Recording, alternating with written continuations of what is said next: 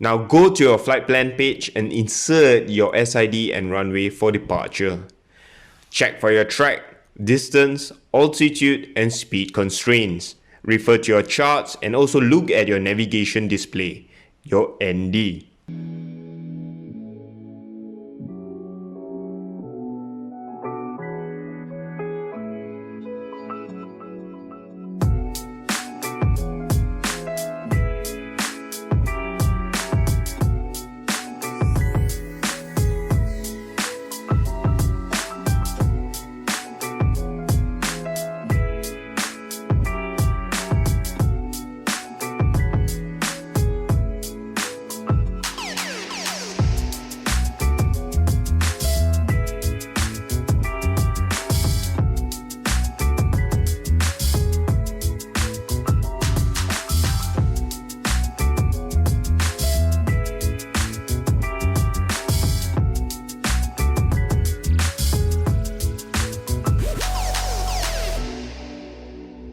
Ladies and gentlemen, welcome to my channel Captain SQ, where we're going to discuss on Airbus systems, emergency procedures, and supplementary techniques on how to fly the plane.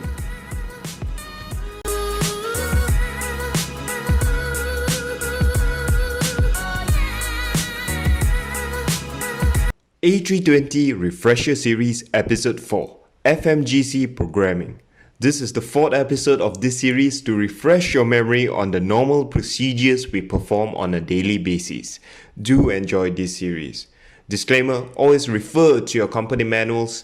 This video is merely a guide. And before we start, do click on the like button, subscribe, and press the notification bell for the latest episode updates.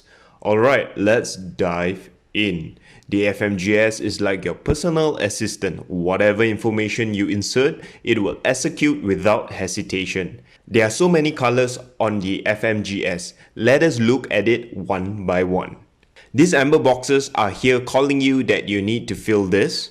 In this case, I will be inserting my departure and destination airport.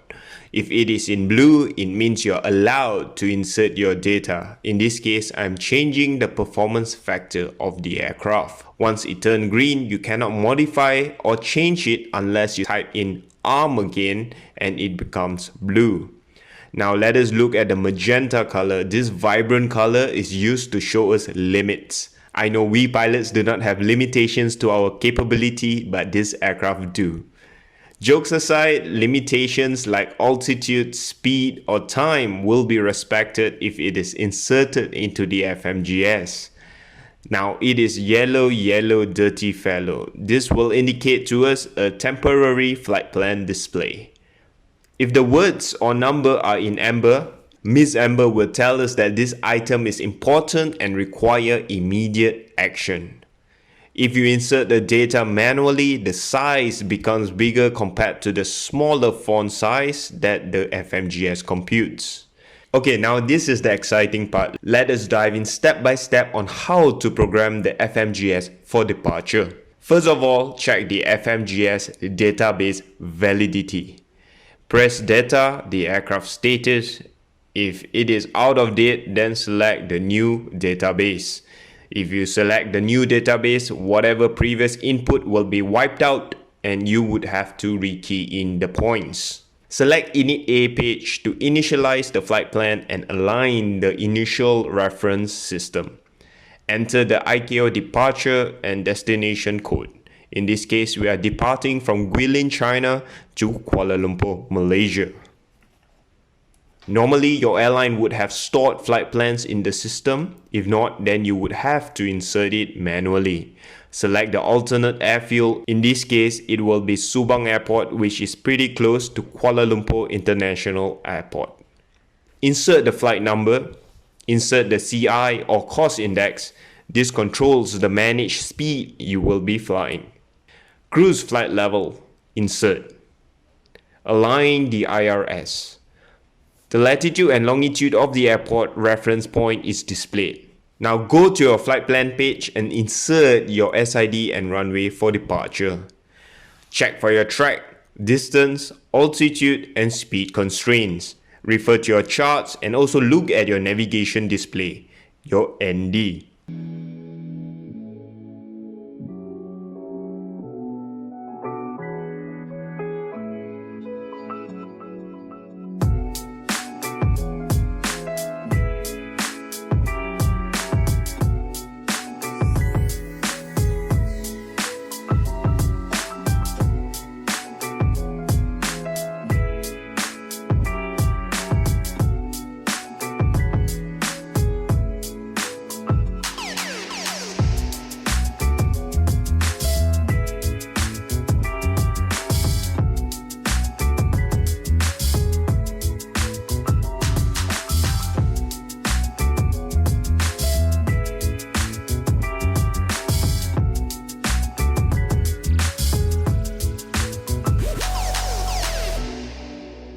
The routing must be entered according to your file flight plan.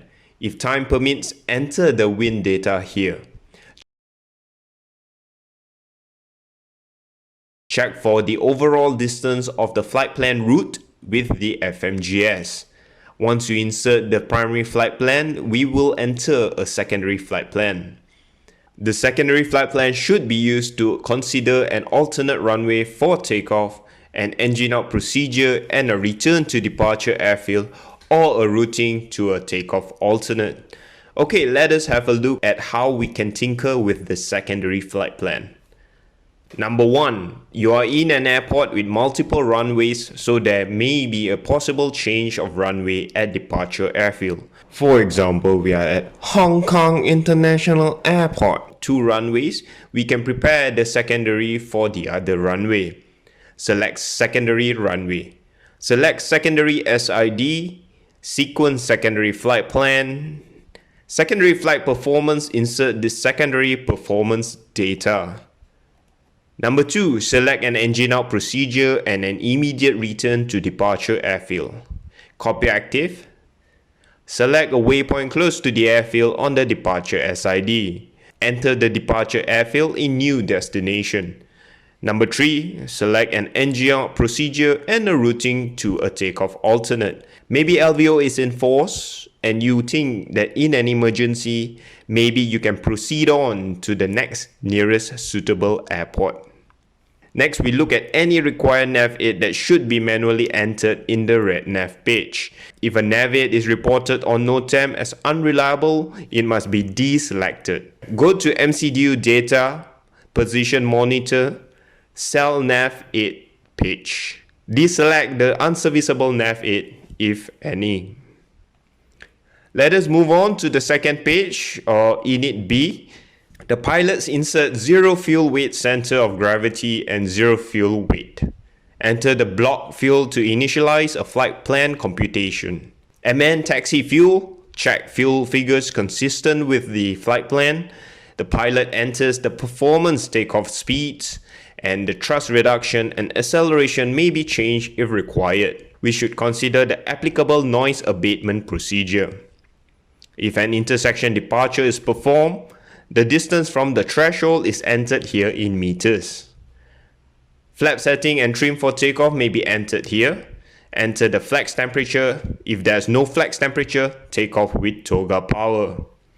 The one engine out acceleration altitude is defined here. Minimum of 400 feet AAL.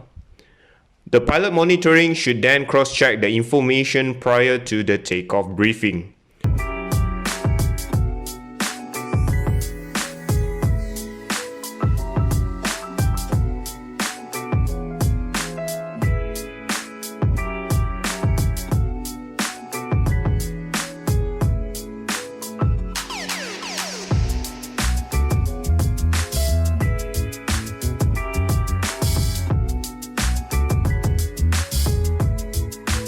Once all the data is inserted, the crew must also check on the progress page the crew's flight level, maximum recommended flight level, and optimum flight level. Last but not least, the pilot flying displays performance and pilot monitoring displays flight plan page. Okay, we are done with telling the FMGS what to do on departure. Now let us have a look at how we program it for arrival. Arrival, enter the landing runway, star and approach. Sequence the flight plan. Compare the altitude and speed constraints and lateral track and distances with approach charts. Scroll to check the flight plan thoroughly using ND in plan mode. Track and distances between waypoints are displayed on the second line from the top of the MCDU. Check speed and altitude constraints. Add new speed or altitude constraints if required, example ATC instructions. Can you tell me what is the maximum difference between the MCDU and the lateral track on the charts that is acceptable? Also, what is the allowable difference for the vertical track? Do comment below if you know the answer. In all cases, do not modify the final approach, FVF to runway or miss approach point, including altitude constraints. Cross-check all the misapproach procedure. Manually tune the VOR-DME and NDB if required. Check ILS ident frequency and associated course of destination airfield as required. It is not recommended to manually insert the ILS identifier, as in the case of late runway change, the associated ILS will not be automatically tuned. Insert VOR-DME or landing runway threshold of the destination airfield in the bearing distance field as required. Destination airfield weather, QNH, temperature, and wind. The entered wind should be the average wind given by the ATC or ATs. Do not enter gust values with managed speed mode in approach. Do you know why? Airbus have a system that is able to cope with gusts. Can you tell me what it is? Do comment below your answer. Insert minima, DH for Cat 2 and Cat 3, and MDA for other approaches. Landing configuration, wind shear anticipated or in case of failure. Performance go around, check thrust reduction and acceleration altitude. Check estimated landing weight, EFOB, and extra fuel. Program the secondary flight plan to cover contingencies such as runway change, circling, or diversion. Let us move on to the secondary flight plan. You can use the secondary flight plan to prepare for a different type of approach. Maybe the primary is an ILS and the secondary is a localizer approach. Select arrival, enter landing runway, add star if required to enter arrival data secondary flight plan. Let us enter the data for the arrival in the secondary flight plan. Performance. Enter arrival data and minima on the secondary approach page. Insert new MDH or DH. MDA or DH will be erased on change of runway. If you decide to use the secondary, just activate secondary. Once the FMGS has been programmed, the pilot monitoring should then cross-check the information prior to the approach briefing. Okay, some bonus content for you guys. Let us talk a bit about diversion.